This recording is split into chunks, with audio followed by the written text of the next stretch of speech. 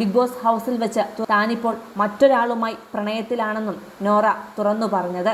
എന്നാൽ ആ വ്യക്തി ആരാണെന്നോ എന്താണെന്നോ ഒന്നും നോറ കൂടുതൽ ഒന്നും വ്യക്തമായി സംസാരിച്ചിരുന്നില്ല. എന്നാൽ അതേസമയം പുറത്ത് നടിയുടെ വ്യക്തിജീവിതം ഏറെ ചർച്ച ചെയ്യപ്പെട്ടിരുന്നു. ആദ്യ വിവാഹ വാർത്തയും ഇപ്പോഴത്തെ കാമുകൻ ആരാണെന്നുമൊക്കെ നിരവധി വ്യാജ വാർത്തകളും പ്രചരിച്ചിരുന്നു. പിന്നീടുള്ള ദിവസങ്ങളിലും താൻ സ്നേഹിക്കുന്ന വ്യക്തി ആരാണെന്നും എന്താണെന്നും കൂടുതലൊന്നും തുറന്നു പറയാൻ നോറ തയ്യാറായിരുന്നില്ല. അതിന് കാരണം അക്കാര്യത്തിൽ പൂർണ്ണമായ ഒരു ഉറപ്പ് വന്നിട്ടില്ല എന്നത് തന്നെയായിരുന്നു.